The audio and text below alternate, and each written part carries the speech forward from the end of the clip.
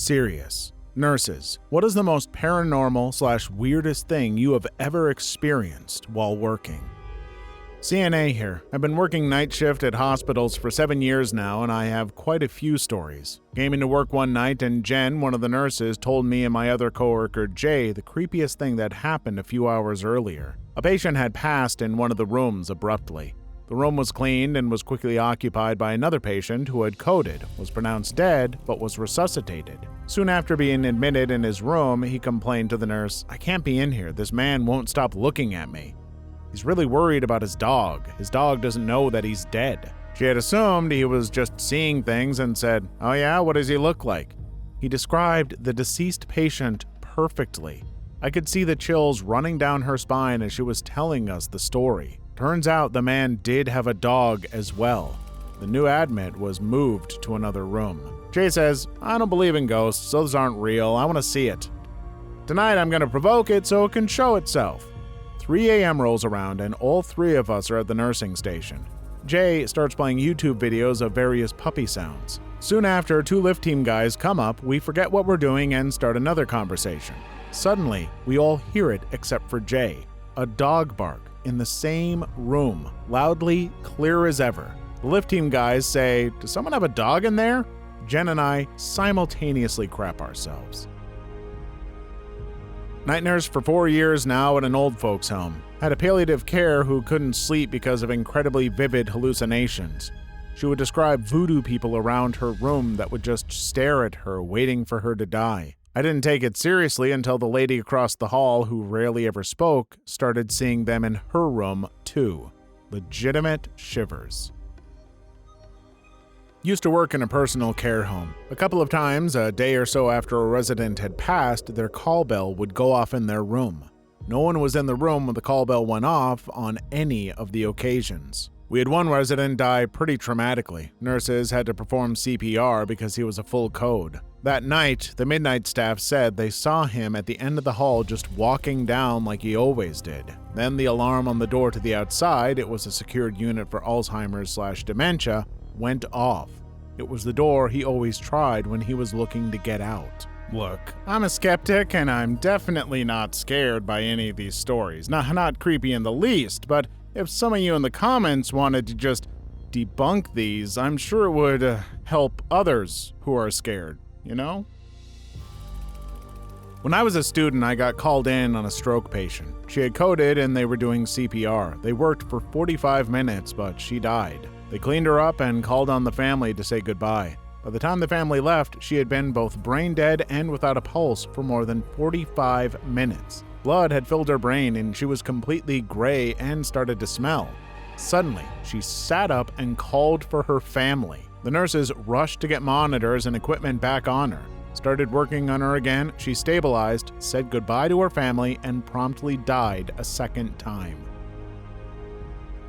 Used to work in a skilled nursing facility. I was usually assigned to the Alzheimer's ward. One night, I'm in the linen room stocking my cart and I hear someone shuffle up behind me, then I felt a hand on my shoulder. I turned around and there was no one else in the room. The door was still shut too. Another lady started to complain that a man was coming into her room at night, again Alzheimer's, so I didn't think much of it.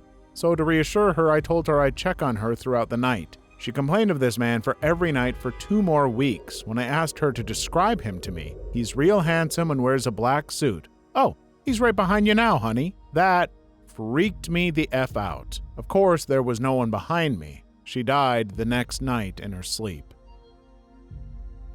About 2 years ago, we treated patients during a fungal meningitis outbreak. Our acute care floor had a census of 20. During this, at least 10 to 15 were meningitis patients, age ranging from 20s to 90s. There are no shared rooms and all the patients were in isolation, no contact with one another. Many of them had the same hallucinations, children in the corners of their rooms and auditory hallucinations of religious music. Mass hallucinations are definitely some of the most fascinating events to me. Like, sometimes you can connect certain dots and come up with an explanation that might explain it, but other times, it's just a creepy mystery. This was when I was still training to be a CNA, Certified Nursing Assistant, at our local community college. Now, we had these regular non-horrifying mannequins we used for all the dressing, bathing, and bed-making practice. They even had, attachments for catheters. But we didn't store all the equipment in the classroom. There was a small back room that was locked off that we had to get some stuff out of one day. I volunteered to go grab it, some clothes for the mannequins, I think, and when I unlocked the door, it was pitch black inside. It was like the room sucked out some of the light coming in the room. When I flicked on the ceiling light before me, on a ragged old stretcher, lay the most inhuman, terrifying-looking, freaking mannequin I have ever seen. I don't know what these manufacturers use for a reference when they're making the face, but they can't be human. It was so twisted and looked like it was in agony. Crap, dude, this thing looked like it was in pain. Effing creepy. Anyway, I grabbed the stuff our teacher wanted, and when I took a look back, I could see one of its plastic eyelids close and open. Freaked me the F out. Didn't go in that room again for the rest of the course. LPN here. I work in long-term care currently. A lot of palliative residents always claim to hallucinate either small dogs or it's either children eating ice cream before they die. It's always facility-specific, too. One facility I work at have had about 6 to 7 residents claim to see a little girl eating ice cream, then they die that night. I'm gonna find that little crap. She is causing me so much paperwork. I have to appreciate that this nurse hears about what sounds like a ghost, and her first thought is, I'm gonna give that ghost such a whooping. I work in a cardiovascular surgical ICU. We have a lot of effed up people, both physically and mentally, that come through our unit. We had a stretch of nights where each corner room of our unit, it is a perfect square, reported seeing a cat walking around. Not a friendly cat either. This thing was hissing at them. The accounts were so similar to each other, we actually spent probably half hour looking around for a cat and then had security/plan ops come look as well. No cat was ever seen or found. 2 of those 4 patients coded the next day. Since we've had the term a few times and we'll probably have it again, for those who might not know for whatever reason, coded is the term many medical professionals use in place of died. Nurse here. I worked night shift when a ward patient's relative came running to the nurse's station in a panic. "Nurse, come quick," she cried. "What happened?" "You have to see it for yourself." I ran to the ward when this little old lady patient was crying and holding onto her bed for dear life. Her bed was shaking. Now, you're probably thinking that the lady was the one causing all that shaking. She was this frail, practically emaciated thing. She couldn't have barely rattled the bed rails. The ward had only 2 other patients in it and their respective watchers. Everyone was huddled in a corner, shaking in fright. Apparently, that particular ward was seldom used and the bed that old lady lay in was rarely occupied. People who have laid in it complained of nightmares where they hear screams and laughter of angry children. I guess some restless spirit called dibs on that particular bed. Patient had passed away during my shift. The patient was well known and liked on the ward. At handover that evening, I mentioned the patient had passed away. The door to the handover room, which I had closed, opened and shut just as I mentioned she had passed away. She was totally saying goodbye. Later that month on nights, we were chatting about said patient at the nurse's station. Weirdly, a card which was pinned on a notice board fell just as we started talking about her. Went to pick it up. It was a card from the patient's family saying thanks for caring their parent. I thought it was quite nice.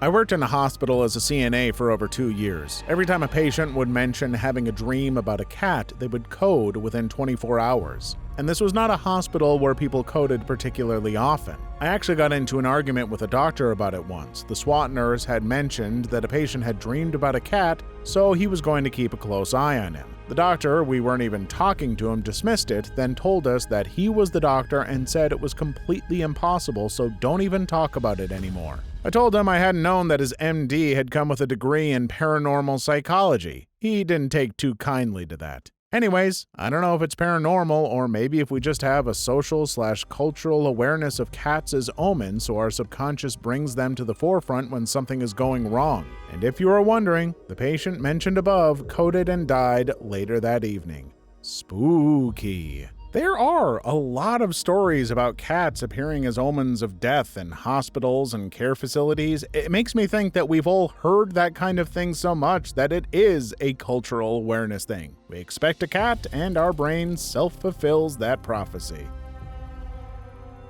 My town has 2 really old hospitals. One no longer functions as overnight, and the stories are unsettling.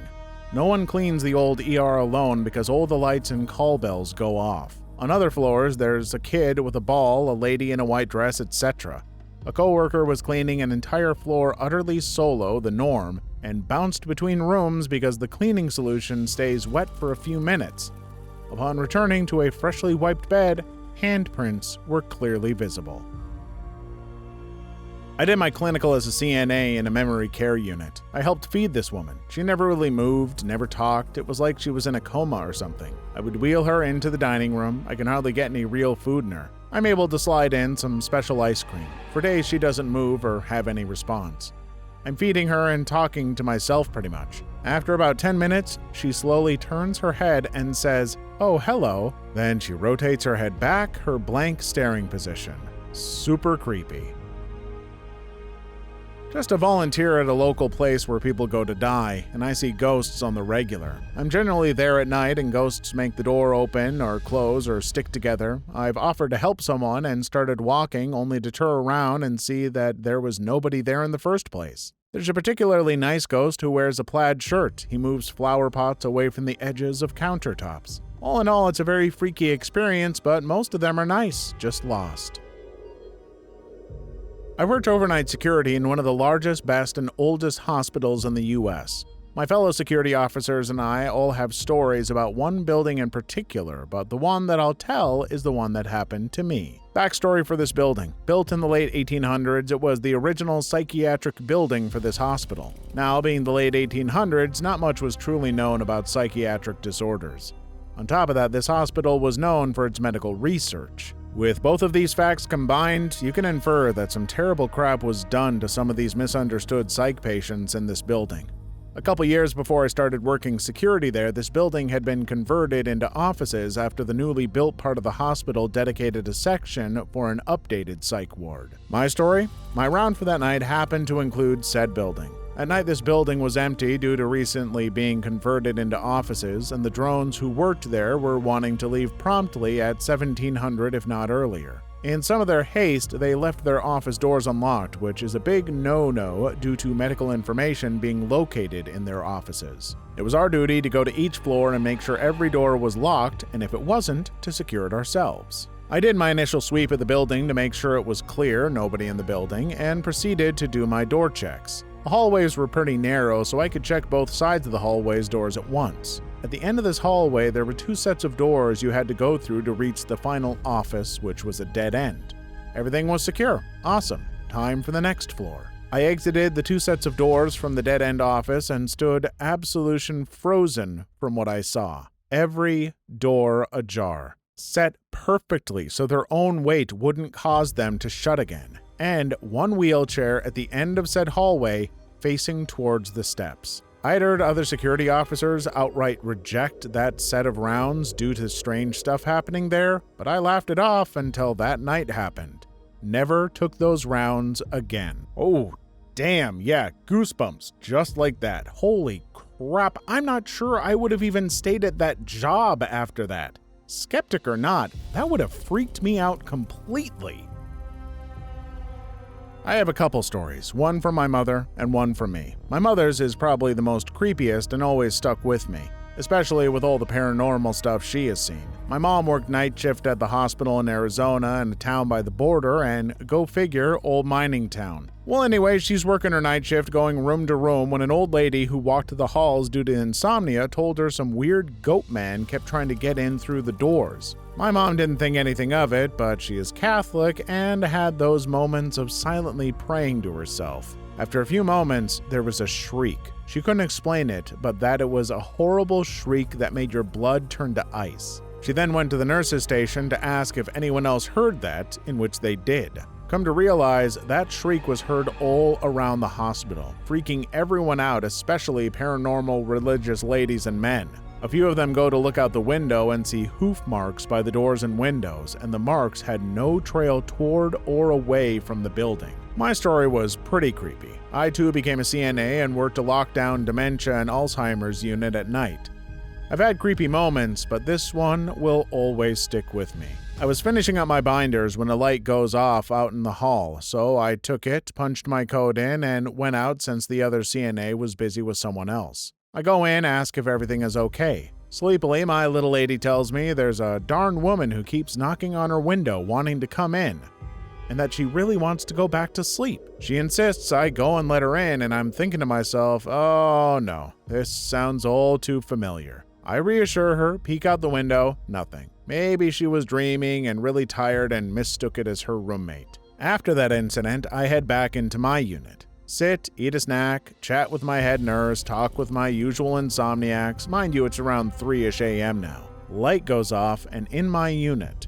Also, this unit has no outbound lines at all. I head down to her hall and ask if it's all okay. My lady says she can't sleep. Someone keeps banging on her window and she is scared. I pretty much about crapped myself at this point. I again reassure my lady thinking, what just happened? I tell my nurse and she laughs and said, this has been happening for years. Great. I mean, to be fair, you should have opened up the window and taken a look. At least your mom found some hoof prints. Go on, open the window. I'm sure it'll be fine. Worked at a hospital doing transport for a couple of years. The transport home base was in the basement of the hospital where all the laundry is done and supplies are also sorted there. I hated working nights after this incident. On this particular night, I was the only one in the basement when I heard whistling at the end of the hallway by the elevator. I poked my head around the corner expecting to see my only coworker on duty that night, but there was absolutely no one there. I shrugged it off. I'm not easily spooked. Nights are slow, so I ate some snacks and hung out in the break room for a bit. Next thing I know, I hear a loud bang. I walk into the hallway and a bed is rolling down the hall, bumping into the sides. At this point, I think that my coworker is BSing me. I radio him and he says he's upstairs in the cafeteria. I still don't believe him and think I'll catch him in the act. I walk past the laundry room and the machines start. Pop my head in there expecting to find him, but it's completely empty. Okay, starting to get a little nervous. I walk into the laundry room and the machines completely stop.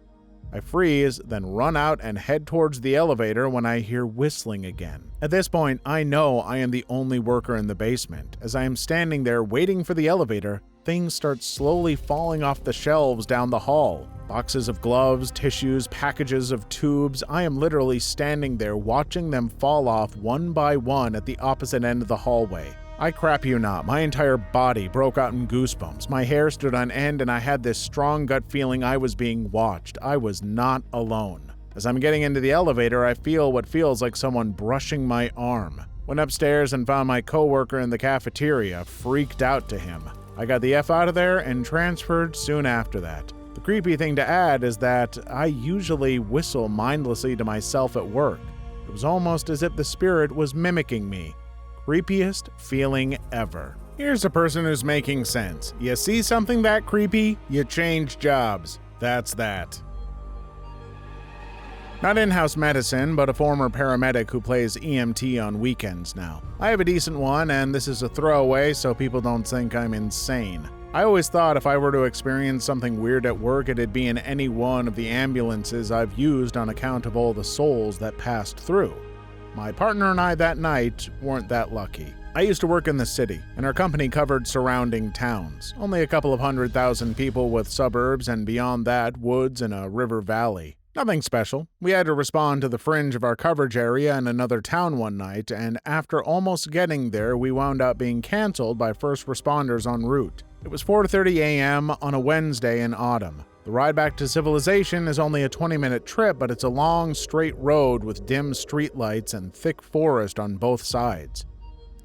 I was riding in the passenger seat with my face in the laptop writing our canceled tag, mentally preparing to go home after a long night, and my partner asked, "Do you see that?" and began to slow down. The cab was illuminated by the lappy, so I shut in and looked up, squinted a little, and there I saw it only 100 feet or so in front of us. A dog, a large dog. A large dog that's silver/gray with straight butt ears with little tufts atop them, walking away from us ever so slowly. Damn thing had to be 4 feet at the shoulders.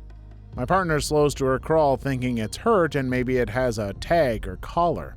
Surely such a magnificent beast has an owner. As we slow to a crawl, some crap happened that I will never unsee or ever forget, and it's the day I started believing that not all things are what they seem. The idle of the ambulance isn't its usual roar. We're creeping at about 5 miles per hour and gaining. I was on the passenger side and it was on my side of the road. The plan was for him to put flashers on and me to whistle or hoot to see if our new friend was acclimated to humans and needed help, or if it was a street tough, and let him on his way. We closed the 100-foot gap to around 25 to 30 feet. As we close our distance and right at that 10-yard mark or so, my partner and I simultaneously got a sense of dread. I was suddenly very aware of how much crap I was in, and my blood turned cold. The effing dog stood up. My view of this was from behind, and the bastard's shoulder would put Vince Wilforks to shame. It was a massive animal. My partner stopped the truck. The beast cocked its head to the side ever so slightly to the left, revealing a single yellow eye shine, then turned to my side, right side of the woods, and bolted. It was over as soon as it started. The thing that has always bothered me, though, is that little head tilt. I got the sense of dread before he stood up. It was almost telekinetic, if that makes any sense. I just got this feeling like, I know you mean well, move on, and I was never here. Then it vanished. I've seen many canines stand on their hind legs. I've never seen a hellhound sprint with precision over a guardrail and brush that deed with my head other than that night. After a lot of research, I came up on the legends of the Michigan Dogman and the Beast of Bray Road. The only problem is I live in southern New England and we're not known for our Bigfoot sightings or wacky cryptozoological stories. I don't know what to believe, and it's certainly not werewolves, but I totally saw something that really looked like a werewolf just that one time. Please leave your story in the comments. I would love to make a video on them in the future. Also, don't forget to like and subscribe.